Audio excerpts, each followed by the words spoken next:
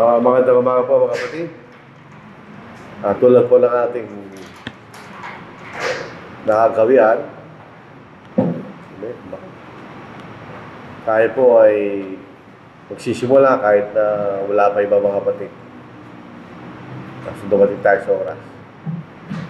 So ang ating pong pag-aaralan ay yung ikalawang bahagi ng aklat ng mga ni Pablo sa mga taga-Roma.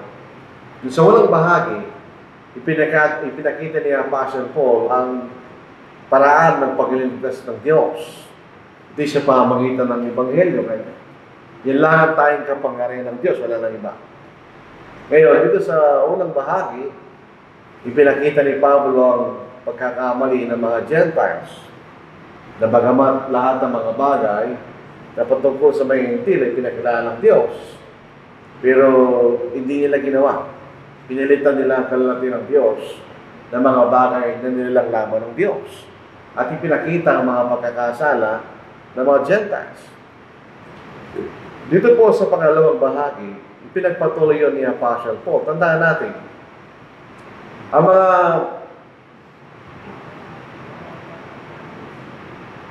magkaya po yun.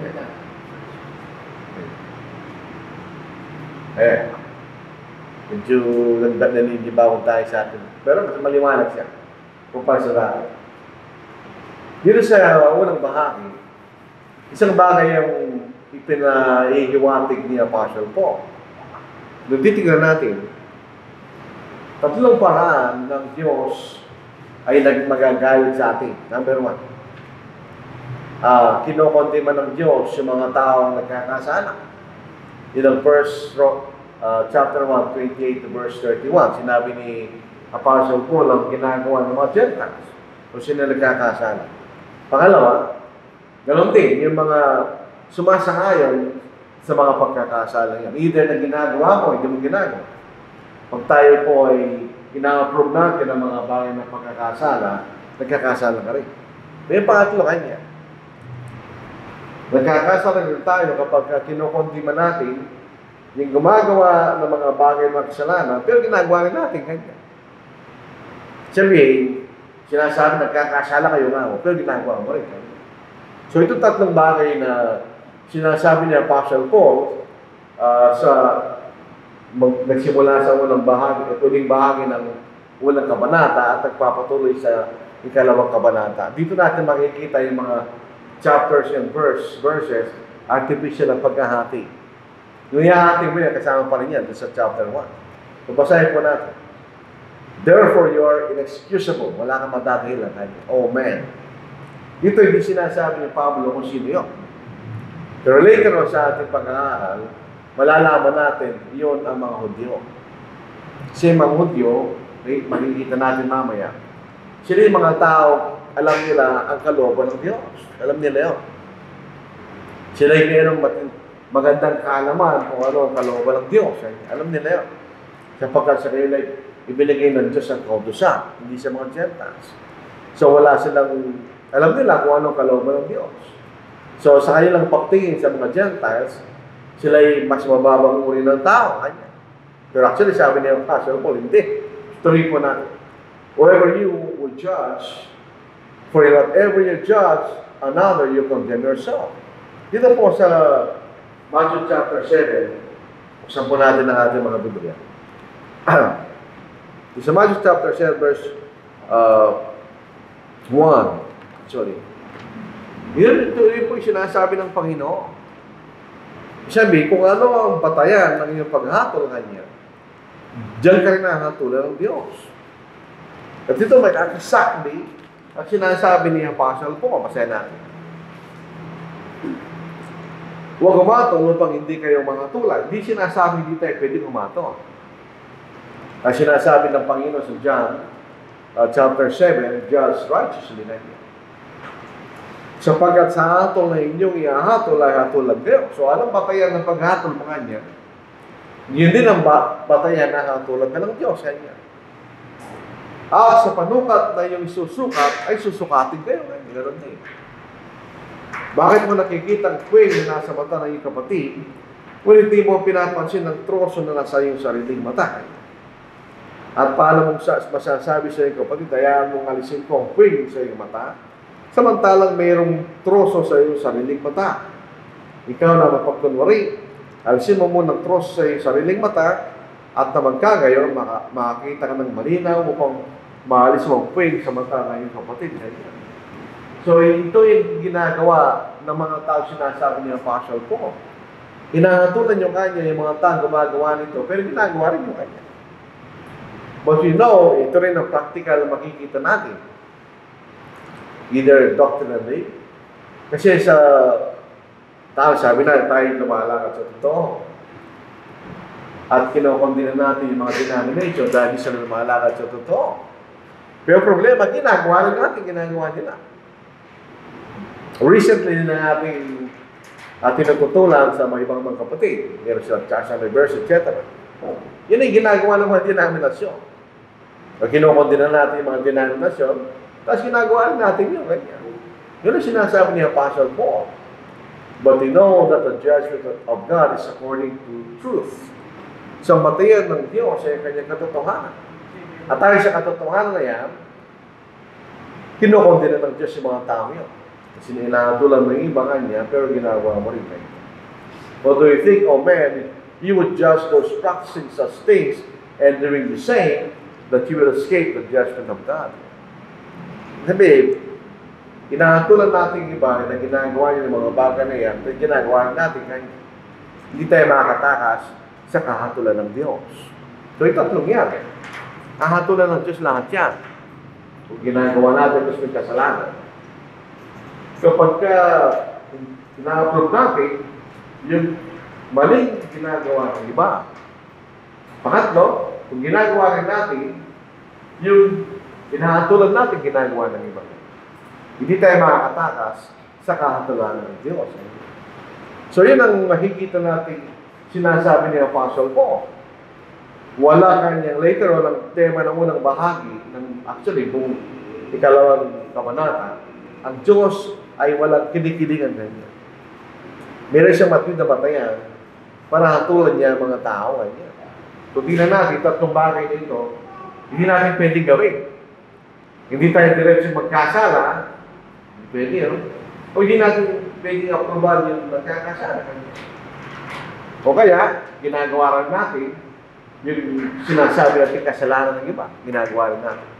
So, hindi tayo makakatakas sa matwid na paghatol ng Diyos. Kaya nga matwid eh.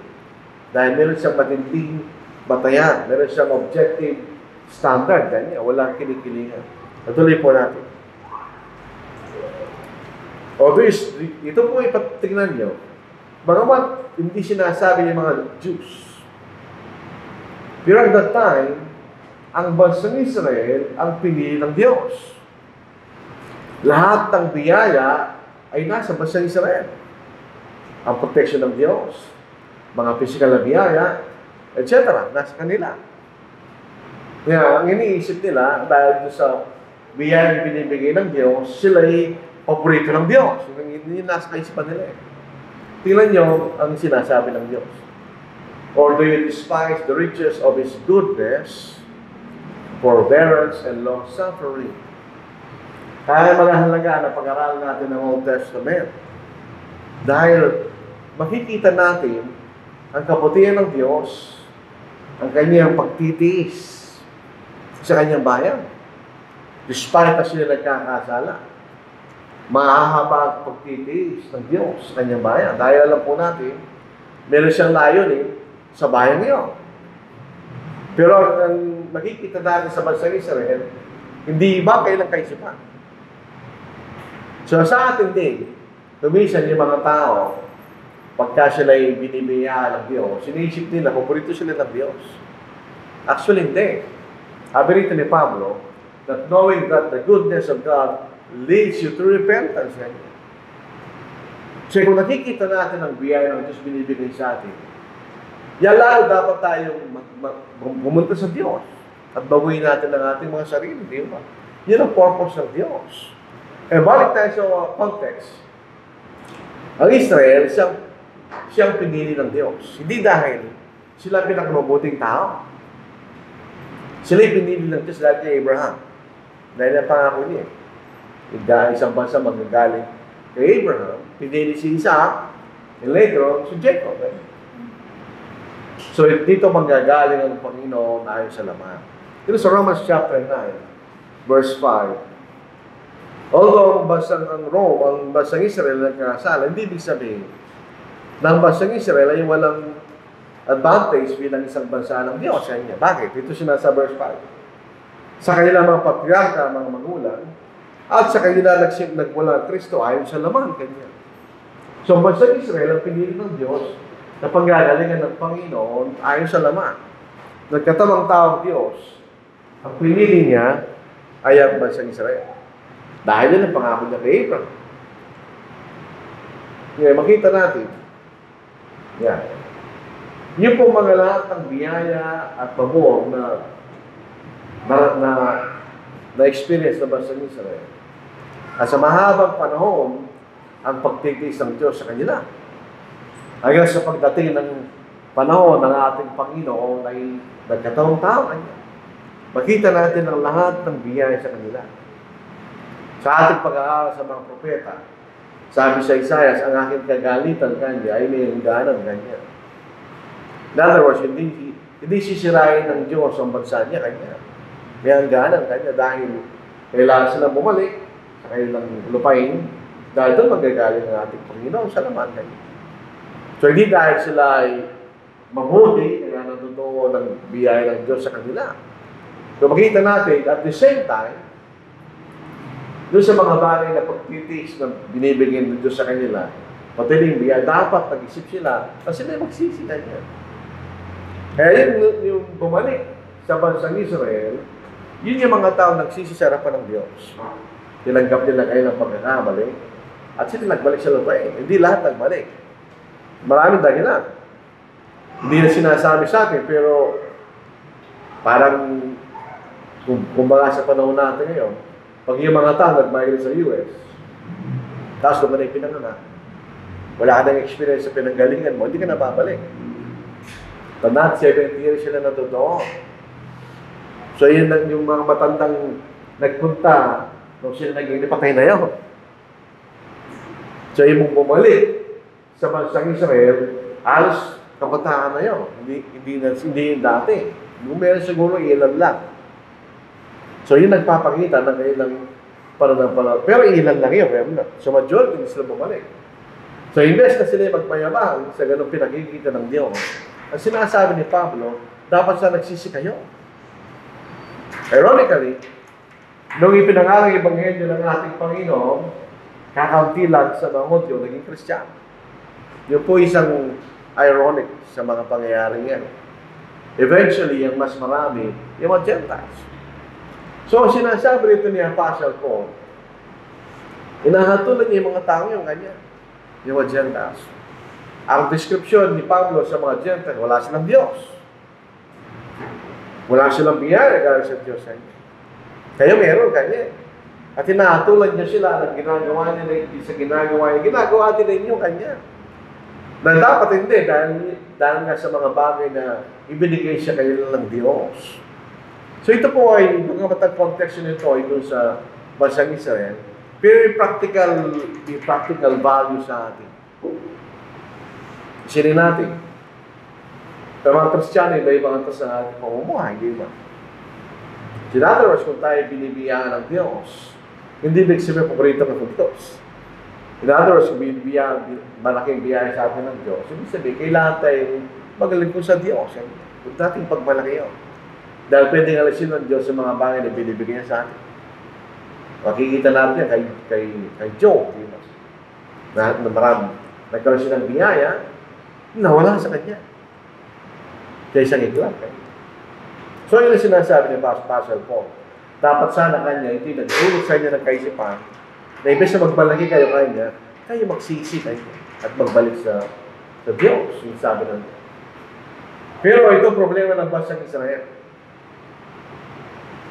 Matigas at kailang puso kanya.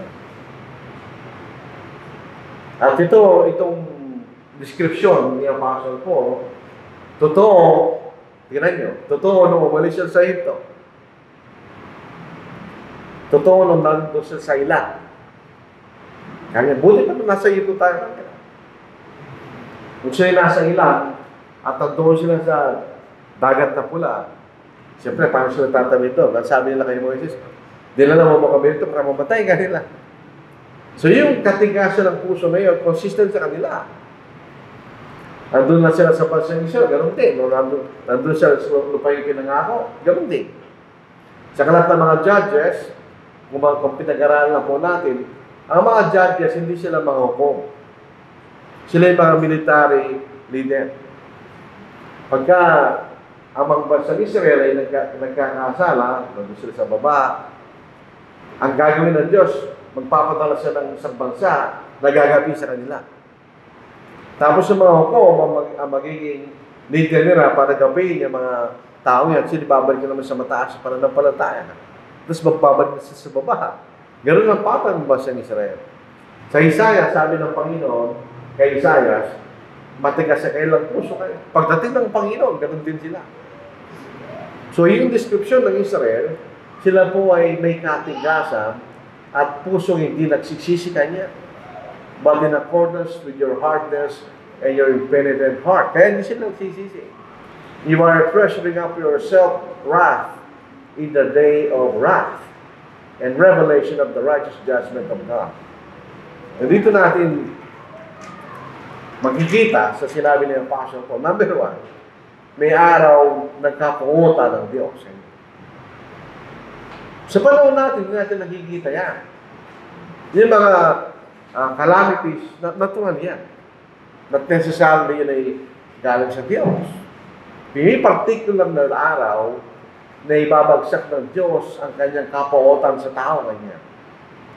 And the revelation o pagpapakita ng matwid na katulad ng Diyos. Sa panahon natin ngayon, nagre-reklamo tayo sa mga judges na mga what do you expect? Tao yun. Nabibili yun. Kahit ano pang pag-iingat na ginagawa ng isang bansa, minsan di pa rin nakakatakas to. Kaya doon sa US, yung jury system, naisip nila yan. Pagka ikay member ng jury, ikay kukulong, hindi ka pwedeng manood ng TV, wala ka pwedeng basahin ng newspaper, nandun ka lang sa kwarto na yun. Habang nililitis yung kaso. Pero hindi pa rin perfecto yan. Pero dito may perfect judgment. Ang Diyos ganyan. So yung mga audio, sila yung patigas ang ulo ganyan. Nakikita natin nung pumunta si Kristo na ating Panginoon at nangaan sa kanila at gawa ng maraming himala, hindi sila naniwala. Pero ang punto, nung sinabi nila sa Panginoon, bigyan mo kami ng tanda kanya. Nasabi ng Panginoon, pamili ko sa inyo, ay, tandaan mo ka ng ginawang himala. Isa lang ang tandang ibibigay ko sa inyo kanya. Ang tanda ni Jonas. Kung paano 3 gabi, 3 araw, siya'y nasa tiyan ng isang malaking isda kanya. Ngayon din kanya anak ng tao. So yun ang kanyang kamatayan, pagkalibing at pagkabuhay na maguli. Yun ang tandang ibibigay ko sa inyo. Bakit sila naniniwala? Nasa, balik-usan po natin. Nasa Matthew chapter 13, nasabi niya sa kanila. At ito yung hula o galing kay Isaias. In other words, kung ano yung bansang Israel sa panahon ni Isaias, nang dumating ang Panginoon, ganoon pa rin ang bansang Israel kanya. Nung sila'y nagbalik sa lupain ng Canaan, dapat sila. Pero dating ang panahon, babalik na naman sila doon sa kanilang katigasan ng puso. Dito sa Matthew 13 verse 14 hanggang verse 15. Natutupad nga sa kanilang propesya ni Isaias. Doon nagsasabi, sa pagkikinig kay makarinig, ngunit kayo may makakaunawa. At sa pagtingin kay titigin, ngunit kayo may hindi makakabati. Sapagkat naging manhid ng puso ng bahay ito, at mahirap na makarinig ang kailang mga tenga, at ipinikit nila kailang mga mata, baka sakaling kailang mga mata makakita, at makarinig ang kailang mga tenga, at makaunawa ang puso nila, at manambalik sa akin at sila aking pagagaling. Paano tayo maniligtas? Kung bubuksan mo yung kaisipan, at paniwala mo ang sinasabi ng Panginoon, hindi mahudyo. Sila nagpapatay sa ating Panginoon, tandaan natin yun.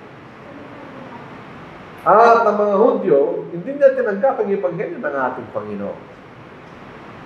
Noong ipinangaral ng Ebanghelyo sa kauna-unahang pagkakataon sa Acts chapter 2, ang sumunod doon ay ang pag-uusig laban sa mga apostol. Inutusan nila ang mga apostol, huwag niyong ipangaral na itong Jesus na ito na buhay na maguli. Kanya. Sinasaktan sila. Ang sagot ng mga apostol, hindi, kanya. We rather obey God rather than men. Kanya. Kami susunod sa Diyos kaysa sa tao kanya. Kaya yung mga Hudyo, sabihin, ang unang nag-usig sa mga Kristiyano ay ang mga Hudyo kanya. That's supposed to be, silang tatanggap sa ating Panginoon. Doon yung nakikita natin ng katigasan na kailang, alam mangyayari sa kanila. Sila ay mapupunta sa walang kapahamakan sa araw ng paghukom. So, merong araw ng kapahutan. Huwag natin katakutan kung tayo sasakupin ng China, walang problema yun. Wala tayong magagawa doon. Lalo tayo walang magagawa sa araw ng kapahutan. Meron siyang pinangakong araw ng kapahutan. Pag sinabi natin wrath, ito yung buong pagsik ng poot. Merong galit na nasa puso lang yun. Merong galit naman na bisan gumagawa ka ng pananakit. Merong klaseng galit na. Pero ito yung galit na mga galit. Kaya basahin natin. Dahil sa mga bagay na ito, dumarating ang poot ng Diyos sa mga anak ng pagsuwan. So merong darating na poot ang Diyos. Sinasabi sa atin. Ito yung araw ng paghihiganti. The day of vengeance. Kaya lang nagiging relax sa mga tao kasi dapat sila nakikita. Kaya lang, pag nakita na nila yung paghihiganti ng Diyos, wala ng pag-asa. Dahil ngayon, ang araw ng kaligtasan, habang tayo buhay, habang hindi pa dumarating ang ating Panginoon. Pero merong araw na gano'n, basahin natin. Mga minamahal, huwag niyong ipagiganti ang iyong sarili. Ngunit kundi ipaubaya yon sa galit ng Diyos, sapagkat nasusunod akin ang pagiganti, ako ang gaganti, sabi ng Panginoon. Yun ang sa judgment day. Sabihin, itong katigasan ng kailang puso ay magdudulot sa kailang kapahamakan. Dahil pagdating po ng araw ng paghukom, ang araw ng kapahutan, at ang araw ng paghihiganti. Hindi totoo ng Diyos ay Diyos lamang ng pagmamahal. Hindi totoo yun. Siya rin ay Diyos ng kapahutan. Depende kung saan ka. Kung pipiliin ka kapahutan, nasa sa atin yun. Kung pipilitin natin ang pagmamahal ng Diyos, nasa sa atin yun. At binibigay tayo ng paraan ng Diyos at pagkakataon kung anong ating pipiliin kanya. Pero ito katikasan ng puso at puso na hindi nagsisisi, yung dalawang characteristic na yan, definitely kayo pupunta sa katulad ng Diyos. So, imbes na kayo magmalaki, okay, magmalaki kanya. So, ang sitwasyon dito, ang mga Gentiles, dahil hindi silang bayan ng Diyos, ay nagkakasala. Ang mga Hudyo, silang bayan ng Diyos. So, sila nagmamalaki lalo sa mga Gentiles, pero sila rin gano'n. So, sinasabi niya, wala kayong pagkakaibangan niya. Yung mga Hudyo, ang mga Gentiles, pinilitan nila ang kaloob nilang Diyos. Ganon din kayo ngayon. So, yun ang sinasabi niya. Kasi ang Diyos, wala sa kinikilingan. Hindi pinag-uusapan kung ano ang bansa mo, hindi pinag-uusapan kung kalagayan mo sa buhay, hindi pinag-uusapan niyo. Meron siyang matweet na batayan. Kaya, tingnan natin sa verse 6 ng Romans chapter 6. Tapos sumunod tayo sa verse 11, kaya pareho na sinasabi ng dalawang talata. Who will render to each one according to his deeds. Kanya. So meron siyang batayan. Di ba? Ano bang tinitignan ng Diyos? Yung anong ginagawa mo kanya. Bakit? For there is no partiality with God. Wala siyang paborito kanya. Itignan natin yung ginagawa. By necessary inference. Ano ba ginagawa mo kanya? Kapag sumusunod sa akin o hindi, yun lang titignan ng Diyos sa atin. Yun ang sinasabi ni Pablo doon sa verse 5, the righteous judgment of God. Dahil walang partiality, walang kinikiligan ang Diyos. Ito yung eksaktong illustration ng justice, yung nakapiring mata. Walang kinikilingan kung sino ka. Sa registration na yun, alam natin ang totoo, di ba? Kasi sa tao yan eh. So yun, makikita natin. Wala siyang kinikilingan ganyan. Kahit sa Old Testament, alam mo naman sa Israel yun. Si Solomon, sa kanyang katandaan, sinunod niya Ecclesiastes, sabi niya, for God will bring every work into judgment. Tingnan niyo, will bring every work into judgment. Including every secret thing, whether good or evil. Lahat tayo ng sikreto, di ba? Marami ngayon tayo tinatago. Lalabas din yan kayo. Kasama yun sa kapunod ng Diyos. So, si Solomon, sinabi na niyo, daganin ang lahat ng gawa sa kahatulan. At dito sa John chapter 12, verse 48, he who rejects me, tinatakwil natin ng Panginoon, and does not receive my words. Ngayon, itong dalawang ito, hindi mo sila pwede paghimalayin. Kapag ka hindi mo tinatanggap ang salita ng Panginoon, nire-reject mo siya. Pag nire-reject mo siya, dahil hindi mo tinatanggap o ginagawa ang kanyang sinasabi kanya. Sa magkasama yun. Has that which judges him. Tingnan nyo. Has that. Yun isang bagay. The word that I have spoken of judge him in the last day. Ito po ay singular. Isa lamang salita sinabi ng Panginoon. Ito po ay sinekdoke. Ibig sabihin, kasama lahat ng kanyang sinabi kanya. Yun ang magiging batayan sa ating katulad. Kung ginawa ba natin o hindi, yung mga bagay na sinabi ng Panginoon, yun ang kanyang magiging batayan sa ating katulad. There is no partiality kanya. Ito makikita na sa ating pag-aaral. Ito'y tinanong ng isang kapatid ng gospel meeting kanya. Tanong niya, pareho lang bang pananampalataya sa panahon na merong Holy Spirit baptism at spiritual gifts sa Espiritu Santo na tinatanggap sa kanyang ang katotohanan directly o sa atin? Ang sagot doon, wala. Pareho lang. Kung inisip natin na yung mga apostles, nung ipinapahayag sa kanya ng Diyos ang kanyang katotohanan, ay automatic na naiintindihan din. Dito totoo yun. Uninspired lang yung sinasabi nila. Pero not necessarily na yung nagsasalita, inspired by the Holy Spirit, naiintindihan yung sinasabi niya. Hindi lahat. Tingnan ninyo. Nung nakalat si Apostle Peter sa Day of Pentecost, kung naiintindihan yung sinasabi niya, hindi na kailangan magpakita pa ng himala ang Panginoon sa kanya. Doon sa Acts chapter 10. Dahil sabi doon sa Acts chapter 2, verse 39, sabi rito, sapagkat ang pangako ay para sa inyo at sa inyong mga anak at sa lahat na nasa malayo. Sino yun? Kayo at ang inyong anak. Yung mga Hudyo, di ba? Eh sino nasa malayo? Yung mga Gentiles. Bawat isa na tinatawag ng Panginoon natin Diyos sa kanya. Bakit alam natin nasa malayo ng mga Gentiles? Sinabi ni Apostle Paul. Kayo minsan ay malayo kanya, ay nilapit sa pamagitan ng Panginoon. So dito sa Acts chapter 2 verse 39, ipinangalan ni Apostle Peter ang katotohanan ng kaligtas siya para sa lahat. Kaya Hudyo o Gentiles. Pero kailangan pa magpakita ng himala ang Diyos kanya. Nagpakita siya ng kumot na doon ng lahat ng mga hayop, pati na mga hayop na tinutuloy na marami sa ilang na kauso ni Moises. So nakita ni Pedro, sabi niya, hindi mo kumakain ng marami kanya. Ang sabi ng Diyos, o yung nagsalita sa kanya, ang sinasabi ko, malinis kung usapin na marami kanya.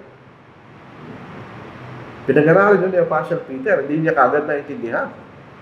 Kaya sa chapter 10 verse 34, tingnan niya sabi niya, then Peter opened his mouth and said, in truth, I perceive kanya. Sabihin ng perceive, naintindihan ko na ngayon kanya. That God shows no partiality, but in every nation, whoever fears Him and works righteousness is accepted by Him. Ganyan. So walang partiality. Tatanggapin ng sino man ng Diyos ang sino man na tatanggap sa kanyang katwiran. Ganyan. At kanyang sumunod sa katwiran niya. Tatanggapin niya ganyan. So walang kinikilihan ng Diyos. Kahit tayo po ay katulad ng bansang Israel, tayo ang bansa ng Diyos. Hindi ibig sabihin na tayo automatic na basa ng Diyos na wala lang tayong gagawin para maligtas. Meron pa rin tayong gagawin. Tingnan niyo salita niya, oh. Ito ba past tense o present tense?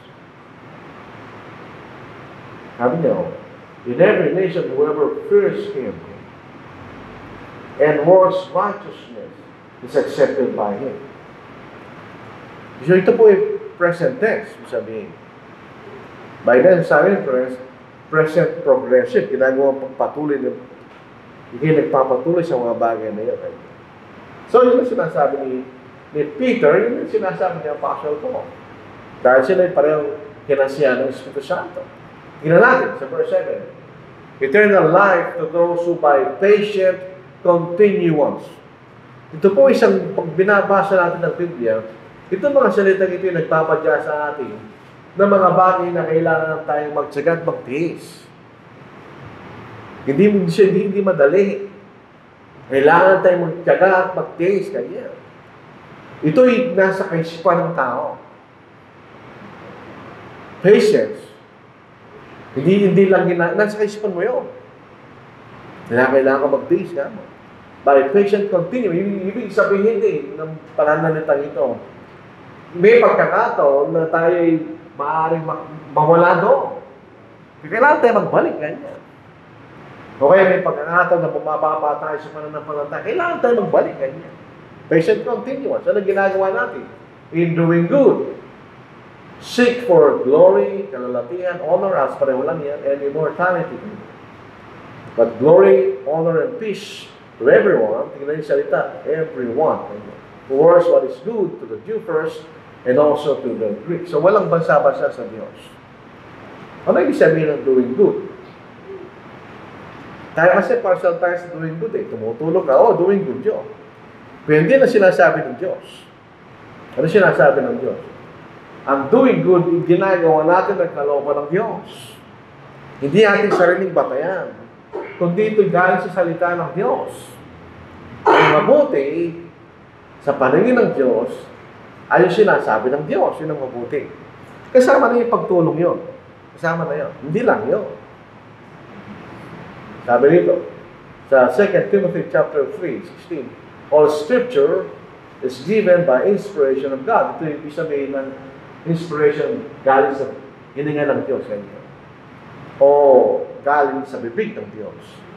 And is profitable for doctrine, pagtuturo, for reproof, for correction, pagka nagkakamali, for instruction in righteousness, that the man of God may be complete. Doon sa ulumang salin may be perfect. Ang ibig sabihin complete kanya. Thoroughly equipped for every good work. Saan natin galing yan? Galing sa salita ng Diyos. Tinuturuan tayo ng salita ng Diyos na gawin natin kung anong mabuti kanya. Tulad na ginagawa natin ngayon, ito yung mabuti. Nadagana tayo ng salita, yun ay mabuti kanya. Kung tumutulong tayo sa kapwa, yun ay mabuti. Bakit natin na mabuti? Yan ang sinasabi ng Biblia. Yan ang sinasabi sa atin ng Diyos. Kaya dito sa Matthew 7 verse 21. Ito'y patungkol sa kaligtasan sa langit, di ba? Pagpasok natin sa kaharian sa langit, di ba? Sa Matthew 7 verse 20, that everyone who says to me, Lord, Lord, sa Pilipinas, 80% ng mga tao, tumatawag sila ng Panginoon sa Panginoon, shall enter the kingdom of heaven, but he who does the will of my Father in heaven. Ito mga salitang ito, hindi lang po ito salvation by works. Sumasampalataya ka, kaya mo gagawin, nagkalooban ng Ama kanya. Yun ang doing good na sinasabi ni Apostle Paul. Ginagawa natin ang kalooban ng Diyos. Ngayon, works. Kasi gumagawa. Ganun niyo ako. If you're not doing good, hindi lang gumagawa ka. Di ba? Works, gumagawa ka. Hindi ka lang naniniwala. So yung salvation by faith alone, hindi totoo yun. Lahat ng may kaunahan sa kaligtasan, yung mga tao sa Pentecost, what shall we do? Ganyan, anong gagawin namin? Yung jailer, sabi niya, what shall I do? Ganyan, to be saved. Meron kang gagawin. So, ang ating kaligtasan ay depende kung ano ang ating gagawin. At kung ano ang ating gagawin, ay depende sa ating pananampalataya. Ang Diyos ang kanyang bahagi ay sa pamamagitan ng biyaya. Ginawa na ng Diyos yun. Binigay niya kanyang buntong mga anak, namatay na din, taboy na maguling. Ngayong araw na ito, kaninang madaling araw, nabuhay na maguling ang Panginoon. Less than 2,000 years ago. Hindi naman natin siya-celebrate ang Easter. Hindi magpit. Alam niyo, salitang Easter mula sa Biblia, ano lang po yan, mistranslation ng salitang Passover sa isang talata sa Aklat na Magawa. Passover and the Easter. Sabi sa Philippians chapter 2, verse 12, "Therefore, my beloved, as ye have always obeyed, as in my presence only, but now much more in my absence, work out your own salvation with fear and trembling." You work out. Kasi gagawin natin ang ating sariling kaligtasan hayon sa kalooban ng Diyos. Yung sinasabi. So, meron tayong ginagawa. Ang nangyari po sa mga relihiyon, pareho sila yung extreme. Yung Roman Catholic Church, sila yung salvation by works. Kaya pwede kang bumili ng kaligtasan mo eh. Ganun yung doubt yung sinasabi. On the other extreme, si Martin Luther, John Calvin, o hindi kailangan ng gawa, kailangan ng sumampalataya. Extreme yun. Ang katotohanan ay nasa gitna. Talagang palataya na may pagsunod, hindi na magliligtas sa atin. Sinasabi. Kailangan tayo sumampalataya, totoo yun. Pero kailangan ka rin gumawa. Ayon sa yung pinaniniwalaan na ipinahayag ka salita ng Diyos. So yung mga tao gano'n, nasa kailang kaisipan. With all patience. Yan ay nagnanatili, nagpapatuloy. Yun ang maliligtas. Dito sa 1 Corinthians chapter 15, verse 15, bagamat ang pinag-uusapan ito ay resurrection. Kaya nga, dahil may resurrection nga ni Apostle Paul, dahil totoo na tayo mabubuhay na maguli, dahil nabuhay na maguli si Kristo kanya, kami mga saksi. Ibig meron tayong pag-asa kanya, ano sa gawin natin? Verse 15, kanya. Kaya mga kapatid ng minamahal, kayo maging matatag, di makikilos, na lagi sagala sa gawa at lagi sagala sa gawa ng Panginoon, na hindi lamang, lamang nalalaman ninyo na hindi walang kabuluhan sa inyong mga gawa sa Panginoon. Ang Biblia, consistent na yan. Hindi naglalaban ng Biblia. So yung mga taong ganito, hopefully tayo ka ganito, maliligtas tayo. Nagkakaroon tayo ng buhay na walang hanggan sa langit, makikita natin. So eternal life, ano ibig sabihin nun? Meron tayo sa kapatid, di ba paniwala sa eternal life eh. Hindi ka na mamamatay, eternal life yun. Hindi totoo yun. Oo, yung ibig sabihin ng eternal life, hindi ka na mamamatay. Yan ang basic meaning ng mga salita yun. Pero hindi lang ibig sabihin ng Diyos sa eternal life. By necessary inference, ang ating mga espiritu ay nilalakay sa larawan ng Diyos. So ang ating mga espiritu, di mamamatay yan. So ibig sabihin, ngayon, meron na tayong eternal life. Yun lang ibig natin sabihin. Kasi kahit namatay ka physically, mananatiling ka pa rin buhay sa Hades. Di ba? Hindi lang ibig sabihin ng sinasabi ng eternal life. Hindi lang po eternal existence sa sinasabi niya. Dahil yung mga nasa impyerno, hindi naman sila mawawala. They will eternally exist in hell. Ibig sabihin, meron bang buhay na walang sa impyerno? Ang ibig sabihin eternal life, yung sinasabi niya taas, magkakaroon tayo ng glory, honor, incorruption, hindi na tayo mabubulok. Yun ang ibig sabihin ng immortality, hindi na tayo mabubulok. And happiness in eternal existence with God in heaven. Yun ang eternal life. Tayo mabubuhay na wala hanggan, na mayroon tayong kalalatihan, karangalan, at hindi na tayo mabubulok, at tayo magiging masaya sa langit. Kasamang Diyos, yun ang eternal life. Makikita natin ang Diyos kung sino siya, at magiging katulad tayo ng Diyos. Kung babasahin natin, at simula ng Biblia, tayo nilalang sa larawan ng Diyos. So katulad natin ng Diyos. Kaya sinira ng kasalanan, ibabalik yan ng Diyos sa langit. So yung sabihin, napatahan ng Diyos, depende sa lupa yan, dahil mayroong katawan ng tao na nagiging basihan ng pagkakasahan niya sa kanyang pagkatukso. So alisin ng Diyos yung kanya, datalan tayo sa langit. Doon, literally, katulad natin ng Diyos. Yun ang sinasabi na, yun ang eternal life. Walang katulad yun. Wala tayong makikita katulad niyan sa lupa.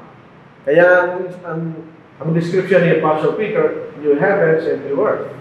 Pag nababasa natin yung mga katagayon, ang ibig sabihin, new order of things. O yun ay bagong kalagay ng mga bagay na hindi mo pa nakita kahit kailangan. So yun ang mapupunta sa atin kung tayo magtsatsaga na gumawa ng kalooban ng Diyos. Kaya paano baligtad? Present continuous na paggawa ng kalooban ng Diyos. Hindi na natin sariling kalooban, kundi kalooban ng Diyos. Sabi nga ni Apostle Paul, hindi na ako nabubuhay, kundi si Kristo nabubuhay sa akin kanya. Sumusunod sa kalooban ng Panginoon. Paano ibaliktad? But to those who are self-seeking. So ano kanya nang mahalaga sa mga tao niya? Yung sarili nila, di ba? And do not obey the truth, but obey unrighteousness. Itong dalawang ito, pero wala ibig sabihin. Pag hindi ka sumunod sa katotohanan, sumusunod ka sa hindi tama. Indignation and wrath. Kasunod na sa verse 9, tribulation and anguish in every soul of man who does evil, of the Jew first, and also of the Greek. So ano mapapasin ng mga Hudyo rito? Wala pa lang kwenta kayo ito, Diyo ka. Pwede ka pa rin maparusaan, sabi ni Apostle Paul. Kay Greek or Gentile, mapaparusaan mo pa rin. Bakit? Kung itong ginagawa mo, ganyan. Sabi rito, self-seeking, nakatulad din ng gumagawa ng masama. O self-seeking, actually, self-explanatory lang po yun. Hindi nila hinahanap ang kalooban ng Diyos. Hindi pa ganun ang tao ngayon. Pag hindi pinangarap ng ibang, wala silang pakialam. Kahit sa ibang mga kapatid, ganun din sila. Sumabatay, wala silang pakialam. So, sino mahalaga sa kanila? Hindi ang Diyos. Ang mahalaga sa kanila, sarili nila. Kaya self-seeking ang sinasabi. Hindi na hinahanap ang kalooban. Anong hinahanap din sa kanila ng kalooban? Kasi hindi natin pwede pagkatiwalaan ang ating sariling kalooban. Kung ganitong totoo yun, hindi natin kailangan ng Panginoon. Kung pwede natin 100% na pagkatiwalaan ng ating sariling kaisipan, hindi natin kailangan ng Diyos. Kaya lang, hindi naman totoo yun. Sabi nga sa Proverbs 14 verse 12 yata. Sabi niya, may daan ang tinang sa isang tao, ang dulo na yung daan ang kumatayan kanya. Iniisip mo, ang gagawin tama, hindi pala tama. Naranasan natin lahat yan. Kundi ginagawa na kung ano, hindi tama. Unrighteousness, kasamaan, hindi ka sumusunod sa kausan ng Diyos. Yung mga Hudyo, guilty sila dyan. Balik tayo sa Romans chapter 10. 1-3. Si Pablo ay isang Hudyo. So, naturally, meron siyang simpatya sa kababayan niya. Gusto niya maligtas ang mga kababayan niya. Ganyan. Mga kapatid, ang nais na aking puso at dalangin ko sa Diyos alang-alang sa kanila, ang mga Hudyo, ay sila'y maligtas. So, hindi sila ligtas. Ako'y makapagpapatuto na sila'y may masigasig para sa Diyos. Subalit hindi ayon sa kaalaman. Sapagkat sa kanilang pagiging mangmang sa katwiran ng Diyos at sa pagsisikap nilang maiteo sa sariling pagiging matwid, ay hindi siya napasakop sa pagiging matwid ng Diyos. Hindi siya pagkakataon, mas maganda yung sa akin. So, hindi siya nagpasakop sa kalooban ng Diyos. Ano nangyari sa kanila? Hindi siya naligtas. Ano hinahanap nila? Sarili nilang kalooban. Kasi kung hinahanap natin ay kalooban ng Diyos, hindi mo hinahanap ang sarili mong kalooban. Nagpapailalim ka sa kalooban ng Diyos. Wala silang pagmamahal sa katotohanan. Kasi tayo po ay, minsan, nalo tayo sa mga tao, nagkakaroon ka ng, ituturo mo yung katotohanan na para sa kanila, at ito yung pinakamahalaga para sa mga kasi ayaw nila.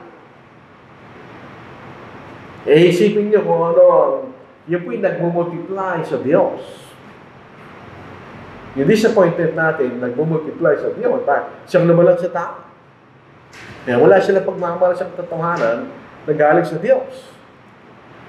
The 2 Thessalonians chapter 1, inflaming fire. Kung alam po yung klaseng apoy na ito, hindi natin alam.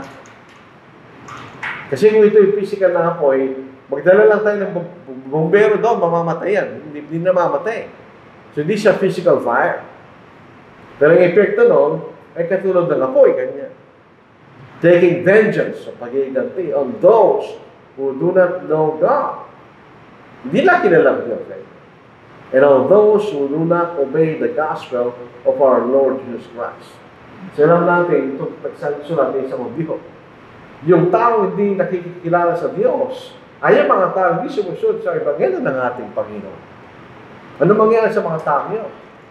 Ang Diyos ay magiganti sa kanila. Bakit? Ang Diyos ay nagbibigay ng kaloob na walang bayad sa atin. Siya nagpinigay niya kanyang bugtong ng anak para tayo maligtas. Hindi mo tatanggapin. Ibinigay niya ang kaloob ng kanyang pagmamahal, sabi niya. Hindi mo tinanggap. Parang ikay tao na nag-organize sa isang party, inibitay mo yung mga kaibigan, hindi sila dumating. Ikaw ba'y magiging masaya, kayo magiging malungkot, o kayo magagalit? Yun ang Diyos. Kaya siya magiganti kanya. Ibinigay ko lahat ng mga bagay na kailangan niya para kayo maligtas kanya, pati ang bugtong kong anak, binigay ko sa hindi pa kayo naniwala. So ano mangyayari sa kanila? Sa atin, kung sakali, kung hindi tayo sumusunod sa kalooban ng Diyos, tayo pag-iigantihan ng Diyos. Mag-iigantihan ng Diyos sa mga taong gano'n kanya. Tingnan niyo, kanino? Sa mga Hudyo at ganyan din tayo sa mga Grego. So, sino man, hindi sabihin. Walang kinikilingan ng Diyos. So, dito po natin tatapos. Wala na tayong oras. Ang ating pag-aaral po sa bago ito.